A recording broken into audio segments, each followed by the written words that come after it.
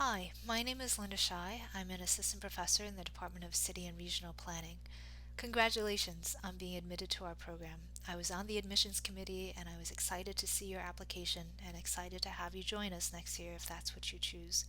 We hope that these videos are a way of helping you better understand our program in making this momentous decision about the next 2 years of your life.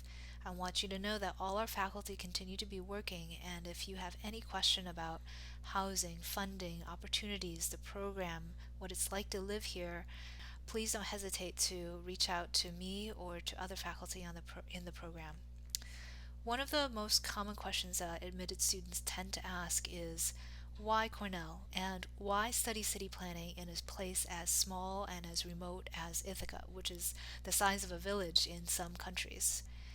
For me, having been a student myself in MIT's planning program, Harvard's Graduate School of Design, and Yale School of Forestry, I see some very unique things that make Cornell stand apart, and I think those are important for people to understand in making this big decision. One is that we are located outside of a big city, and I think that that helps to give people a different perspective about cities and city planning. When you're within a big city, that city tends to take a lot of priority in the world. That becomes the center of the universe, and everything is seen from that perspective. When you're outside of a big city, you begin to realize that cities are complex and part of very integrated landscapes. There's a lot of space outside of cities, and a lot of other cities that are not the global, well known ones with the resources that they have.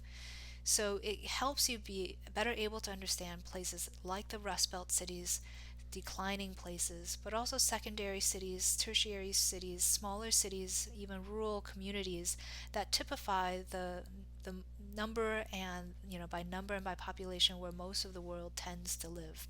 At the same time, we certainly also have our foot in the global big cities of the world, and there's course offerings, workshop classes, and research opportunities in New York City as well as in Shanghai, just to give two examples of some of the places where our students and faculty work. The second thing that I think is important to understand is when you're admitted to CRP, you're not just admitted to the department, but you're admitted to Cornell. And Cornell is the largest of the Ivies, and it has extensive resources. The motto here is any person, any study. And from the any study part, you can see that a vast, diverse range of topics are taught and researched here at Cornell. So if you're interested in particular regions of the world, area studies in South Asia, Southeast Asia, Latin America, China, Africa, or American Indian and Pacific, or American Indian and Indigenous Studies programs, we have very strong area studies in each of these areas. I urge you to look at Einaudi Center, which serves as an umbrella for all of these area studies programs, which bring in opportunities for student research funding, speaker series, as well as opportunities to meet other students and faculty researching in these areas. In addition, we have a very strong tradition in agriculture and veterinary sciences. And so those sides bring in a lot of studies of food systems as well as energy resources, water governance, public health, epidemiology. And so in each of these areas, again, there are funding opportunities, faculty opportunities for collaboration and for guest speaker interaction, as well as some of the field courses that take people to places based on these topical areas. There's also other programs like Engaged Cornell that's all about public participation and how to build engagement between research and actual policy practice, and that again comes with research funding opportunities. There's Atkinson Center for Sustainable Futures, which is a hub of sustainability at Cornell, and there's something like 500 plus faculty around campus who are affiliates of this center, to give you a sense of the number of faculty who are related in some way to making the world a more sustainable place. So whatever your interests, I urge you to explore, just Google Cornell and this other thing that you're interested in and see what other offerings are here at Cornell, and compare that to some of your other choices and decisions to see which place best suits your needs.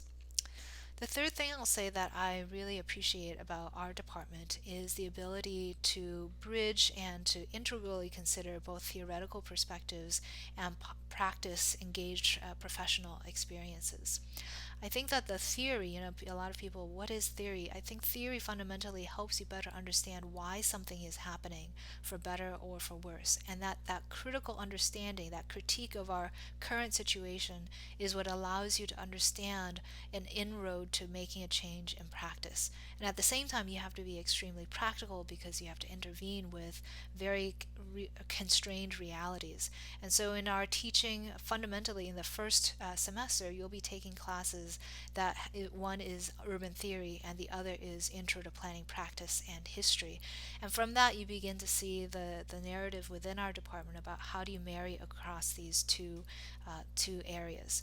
I'll give you an example. For instance, Professor Mildred Warner's research, she's very critical of the kind of fiscal austerity that we've been seeing in economics and governance in countries across the world over the last several decades and the impact that has had.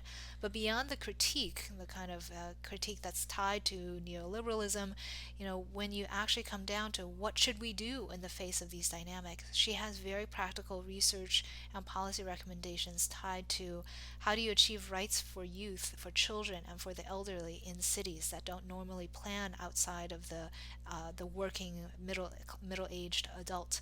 How do you deal with fiscal austerity and the decline in tax dollars? What does that mean for cities, and how do they rebound? How do they recover? How would you change that? As another example, Professor John Forster, who's well known in his research of planning processes, understands very fundamentally that the world is an unequal, unfair place and that everyone is operating in a condition of underlying conflict. And yet, even so, planners have to act. They have to make choices about how to develop a plan, how to guide our decisions, how to resolve conflicts between two different groups. So there's a lot of coursework in this area that is related to facilitation, negotiation, mediation, and understanding dialogue and talking with others who are different. Or you might look at my work, which is on climate adaptation and building resilient cities. A lot of my research demonstrates that, unsurprisingly, in an unequal world, a lot of the things that we do for climate resilience are similarly compounding existing inequalities. But beyond that critique, what do we do? And so I look at drivers of institutions related to property rights regimes, of decision making in fragmented metropolitan landscapes, about property taxes and the fiscalization of land use. And so I think the marriage of theory and engaged practice makes this a very exciting place to be. And the last thing I'll say is about our curriculum and how open it is to students' own design. You'll hear more about the curriculum from Professor Stefan Schmidt's video, but I'll say that one of the core pieces that we require is an exit project. And this is, despite whatever language is out there to guide what an exit project is very flexible and open to interpretation, and that interpretation is guided by your faculty advisor, your committee chair for that. So as an example of some of the philosophy of our teaching, this is a place where really the student has to drive what they decide to do with the guidance of a faculty member. And so that faculty collaboration gives you a really important opportunity to develop strong ties to the faculty in the department and also to direct where you want to go. So again, I would urge you to look at the faculty in the department and see where their research or their teaching and their networking profiles align with your own. Only you can know what program best suits your needs. We hope that's going to be with us, and then we'll have a chance to see you next fall. Be safe, be well.